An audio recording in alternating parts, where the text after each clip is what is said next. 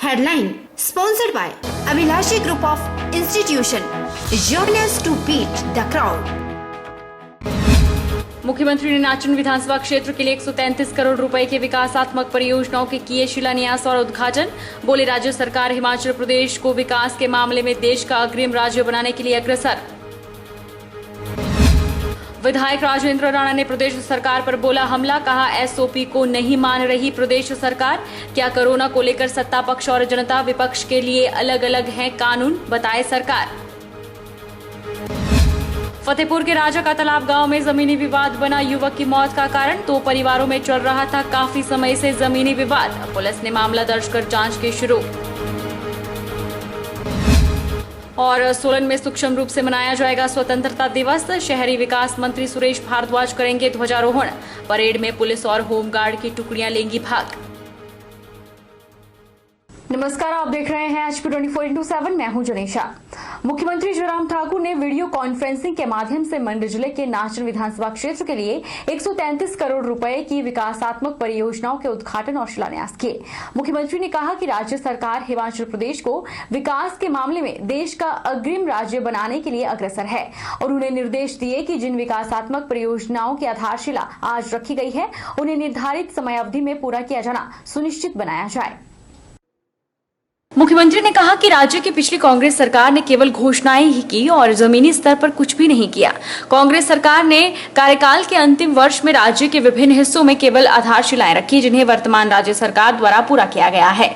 जयराम ठाकुर ने कहा कि राज्य सरकार ने समाज के कमजोर वर्गों के उत्थान के लिए कई कल्याणकारी योजनाएं शुरू की है। उन्होंने निर्देश दिए कि सभी जिन विकासात्मक परियोजनाओं की आधारशिला आज उन्होंने रखी है उन्हें निर्धारित समयावधि में पूरा किया जाना सुनिश्चित बनाया जाए। आज एक ऐतिहासिक दिन है जहां हम एक साथ 5 हम उद्घाटन के कार्य कर रहे हैं और उसके साथ साथ में 20 शिलान्यास के कार्यक्रम कर रहे हैं।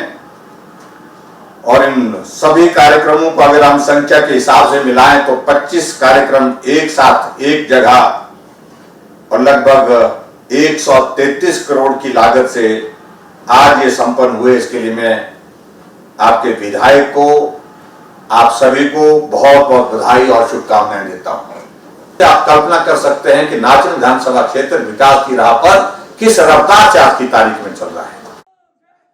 जल शक्ति और बागवानी मंत्री महेंद्र सिंह ठाकुर ने कहा कि मुख्यमंत्री जयराम ठाकुर के गतिशील नेतृत्व में राज्य सरकार हर क्षेत्र के समग्र विकास के लिए कृति संकल्प है। यह राज्य का सौभाग्य है कि जयराम ठाकुर जैसे ईमानदार और कठिन परिश्रमी व्यक्ति का नेतृत्व प्राप्त हुआ है।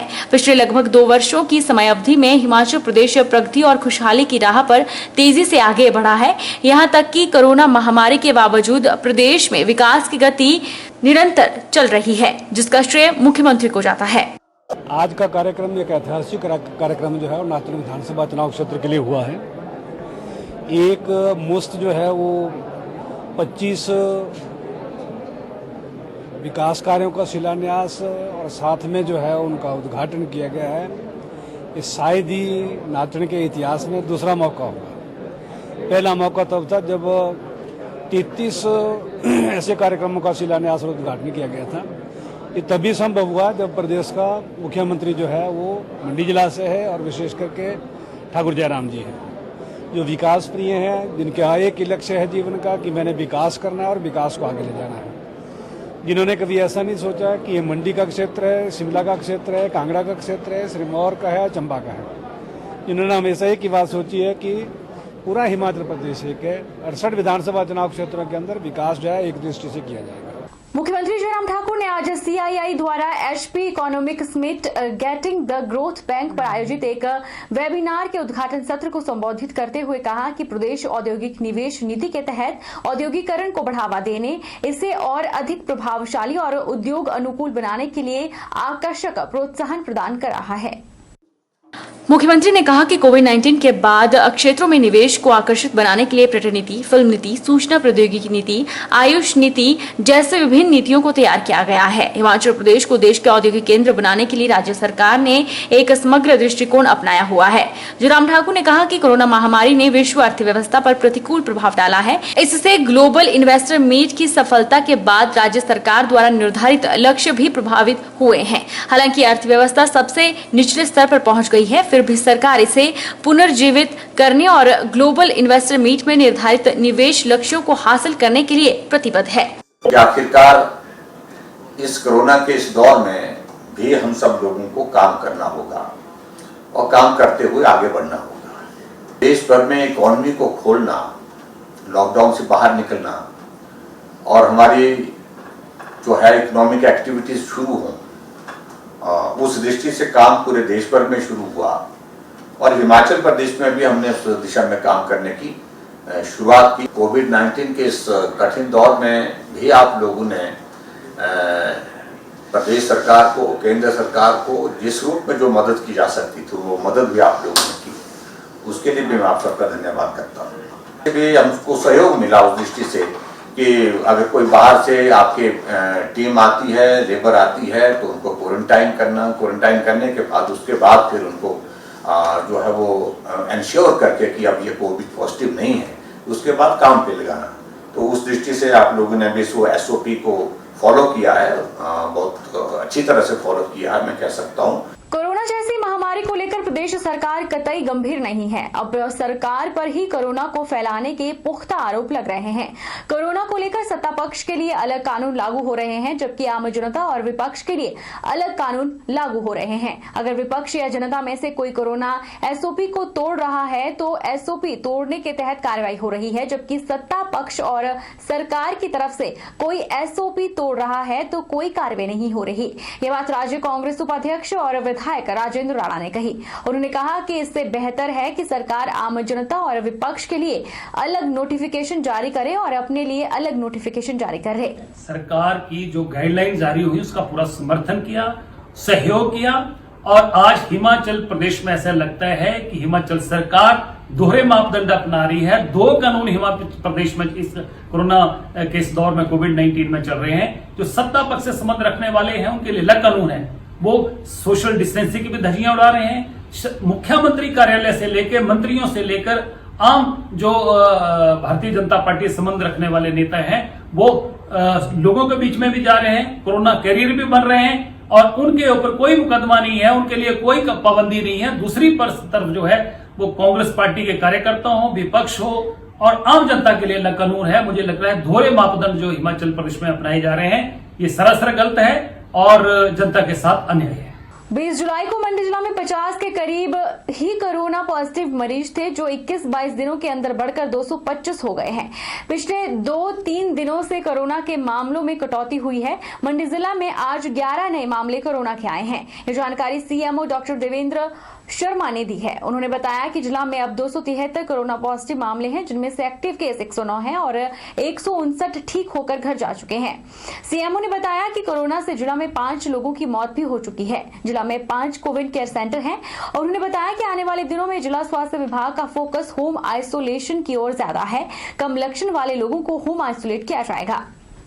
आने वाले दिनों में अब जिला स्वास्थ्य का जो फोकस है वो होम आइसोलेशन की तरफ ज़्यादा है, जिसमें जो हमारे बिना लक्षण वाले या कम लक्षण वाले रोगी होंगे उनको होम आइसोलेशन की ऑफर दी जाएगी।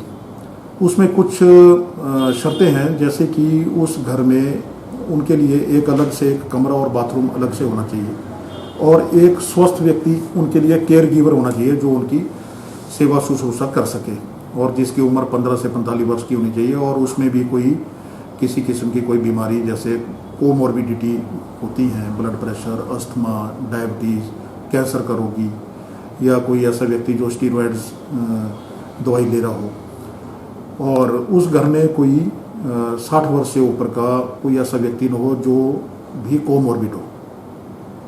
इसमें थोड़ी सी कागजी प्रक्रिया करनी होती है, जिसमें कि जो रोगी है वो एक अंडरटेकिंग देता है, अपनी तरफ से एक अर्जी हमें देता है और उसके बाद हमारा विभाग उसमें देखेगा कि वो जो परिवार है या वो जो कोरोना संक्रमित व्यक्ति है वो सभी होम आइसोलेशन के लिए सभी शर्तें पूरी करता है या नहीं करता है। भारतीय मजदूर संघ ने बद्दी के छतरी चौक सड़क पर स्थित एक मसाला उद्योग श्री राम इंटरनेशनल DIC में दस्तक दी और वहां 1 दर्जन के करीब नाबालिग बच्चे काम करते हुए पाए गए। पदाधिकारियों ने जब उनसे पूछा कि उद्योग प्रबंधन क्या वेतन दे रहा है तो उन्होंने कहा कि मासिक 4,000 रुपया वेतन दिया जा रहा है। इसकी सूचना भारतीय मजदूर संघ नेताओं ने श्रम विभाग को दी, लेकिन जब तक श्रम विभाग के अधिकारी वहां पहुंचे तब तक बच्चों को वहां से गायब कर दिया गया था।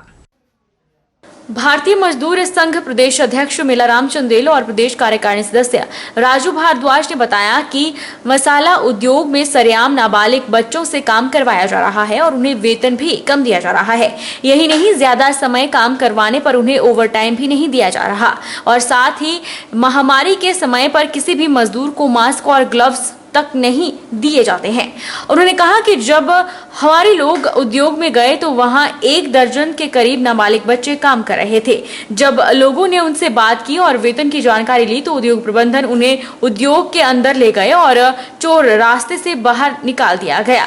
उन्होंने विभाग से उद्योग पर गुप्त छापामारी करने की बात कही है। श्रम निरीक्षक कमल कुमार का कहना है कि भारतीय मजदूर संघ नेताओं की शिकायत आई है और उद्योग पर गुप्त छापेमारी की जाएगी ताकि दूध का दूध और पानी का पानी हो सके।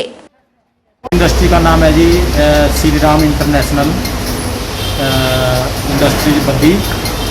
इसमें अभी हम 2 दिन पहले भी हमने वीडियो बना रखी है। 7-8 बच्चे थे काम करते हैं यहाँ और बिल्कुल ही छोटे छोटे बच्चे, ना तो वो इनको कोई पूरी सैलरी दे रहा है। 4,000 बच्चों का रेट बनाया हुआ है इन्होंने और जो बड़े सीनियर वर्कर हैं उनको 6,000 रुपये दे रहे हैं। तो ये बिल्कुल शोषण हो रहा है वर्कर का। जितने भी बच्चे यहाँ, ना उनके मुंह के ऊपर कोई मास्क है, ना कोई फैसिलिटी है, ना कोई उनका ESIPF है, ना श्रम विभाग द्वारा जो न्यूनतम वेतन है सरकार द्वारा दिया जा रहा है वो भी इनको नहीं दिया जा रहा है और बंधुआ मजदूर की तरह इनसे कार्य करवाया जा रहा है। आज हम फिर आए थे, आज इन्होंने कुछ बच्चे गायब कर दिए। जो 2 हमारे पास हमने बच्चियाँ पकड़ी थी, जो लेडीज है यहाँ बच्चियाँ छोटी छोटी, तो 13-14 साल की उम्र की थी। बाकी इन्होंने इधर उधर छुपवा दिए, इनको भनक लगी हुई, हम आगे तो इन्होंने वो कर दिया। रुकेंगे एक छोटे से ब्रेक के लिए, ब्रेक के उस पार फौरन लौटेंगे।